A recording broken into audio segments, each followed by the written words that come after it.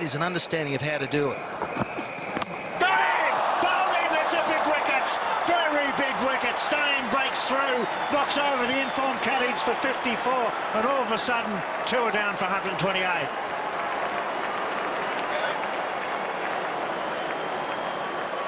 There again, we see an Australian batsman. It's Caddies, the form player, inside edge, back onto the pegs. And we're alerting to maybe it was just sneaking away from South Africa a little bit on day one here, but they're straight back into it. Disappointment for Caddies. 54, 2 for 128.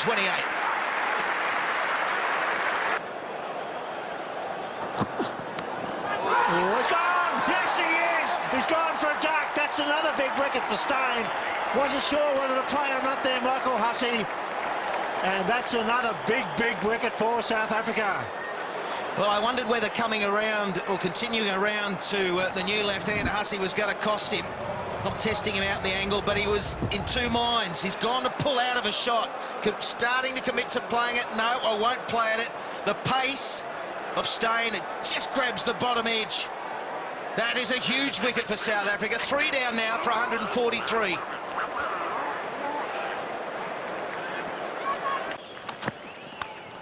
It's gone. Well caught by Callis. Well bowled, better length, getting the drive, and he's catching beautifully at second slip. A well-made 21 for Brett Lee at 7 for 322. That's good bowling. A good response there from Dale Steyn. He wasn't put off by being driven for 4, kept the ball up there. And there's every good reason to when you've got guys catching like they are. Keep the ball up, look for the edge. It's 7 for 322. We know he can handle the bat, but it's just got a definite plan, quite different.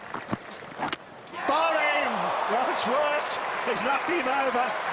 Mitchell Johnson's gone for a duck, and that's good bowling. Steyn's been on song in this test match. He had Ricky Ponting dropped as well. This is a very good performance on a batting pitch. Struggled with his line for the first couple. Well, there you go, the plan's working.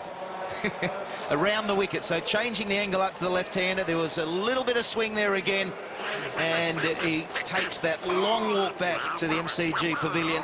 8 for 326. Called no ball because of intimidatory bowling. Got him. Oh, it's short. Now then.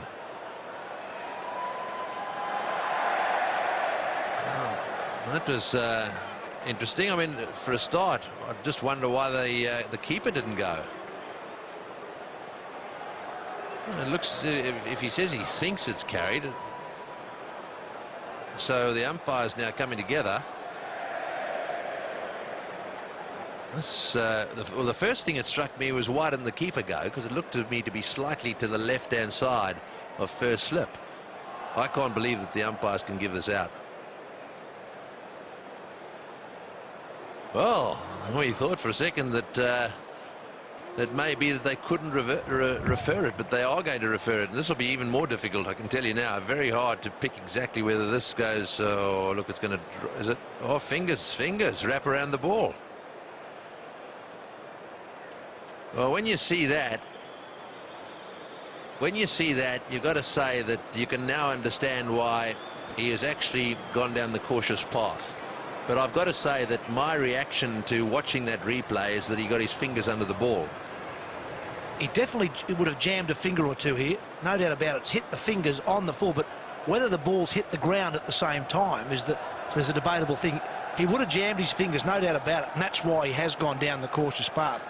He's probably thought, yes, it's carried, but it's also roughly the ground at the same time. But Toby, when you jam your fingers, doesn't it invariably mean you've caught it because your fingers have got jammed under the ball? That's the way I read that one. That's exactly right. That's probably why he thinks, yes, I've caught that, but hey, it's close. But the fact that he wasn't sure, and those replays probably aren't all that sure either, you probably can't give it out. So Alim Dar now moving across he's had a communication and he's knocking it up, goes the fingers. Well, look, all I can say about that is that I think the right decision has been made. Not an easy one to make, but I think at the end of the day it's the right decision, and to the credit of the South African captain, he wasn't sure, and so decided, okay, well, look, I just can't hold that up. And if you're not sure, that's the last thing you want to see anyone do, is hold it up. Yeah, I've got no real problem either. Said he would have jammed his fingers, but he also knows that it's very close. So he's probably done the right thing, and it's been referred. And I agree with you, Tony. I think at the end of the day, they've probably got the right decision. You know, you could talk about it at length about the benefit of the doubt and what have you, but in the end, the third umpire thinks, well, okay. Oh, no! Matthew Hayden's gone. Caught it short, extra cover. The South African plan works. Definitely a set-up job. Good thinking from Graham Smith. Yeah, and that's coming hard. That one was just a little bit shorter, and he was in this mode of hitting through the line. That length, that sort of shot, one's bread and butter. When you're a little bit out of touch, that's the sort of end that can be. And Matthew Hayden will be filthy, very upset. 23, 1 for 37. Dressing room is, I think you asked the question, Mark. What are the boys like? Oh, whoa, has he edged that? Yes, he has. Simon Kaddish did well to reach it. Takes me back to Mahali when, for no reason, Simon Kaddish suddenly went after a very wide ball. Then he paid the price, and now he pays the price. Simon Kaddish is why he's in such good form at the moment. He knows what to leave and what to play at. That was a wide, full ball.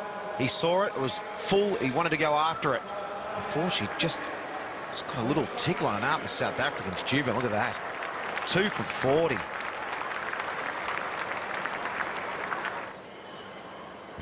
Very orthodox feel at the moment. 2 slips at gully, 3 men on the off, saving 1, 2 on the on. And straight to cover. Can you believe it? That was probably the worst ball that Dale Steyn's bowled today. And Michael Clark has shelled it straight to Hashim Amla at cover. Well, all the good balls that they've bowled that have beaten the bat or just a couple of times caught an edge and just not gone to a fieldsman. And really, by the standard of the way they've been bowling, that was a shocker. And yet it's brought about the wicket. Dale Steyn will take it. Michael Clark is very, very annoyed with himself. It's 4 for 145. Edge, this time he's gone. That's a good catch from Jacques Callis at second slip. Dale Steyn's got 9 wickets for the match. And South Africa right on top. Well, that was a good catch. It flew very quickly and low, but a tremendous piece of bowling.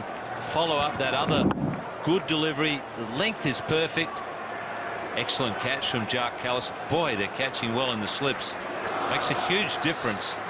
Simons has gone for a duck, and Australia leading by only 80, a 5 down.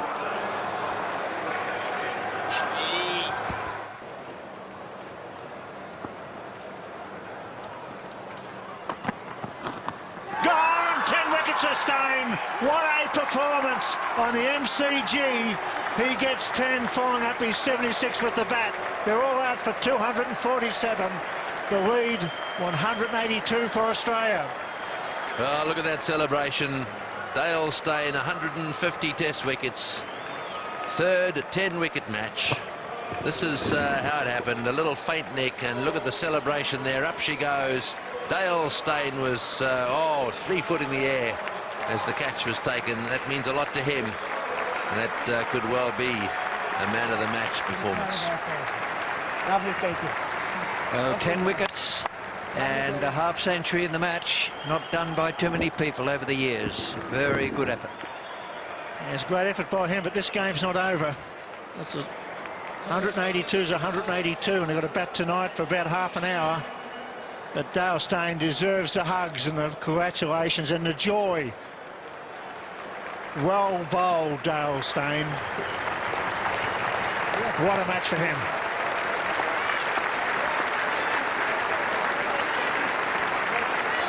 Yeah, an outstanding performance. The South African wives and girlfriends up there joining in the celebration. Right, 247 all out. That means Australia need 183 to win. We'll be back with Mark Nicholas in a moment.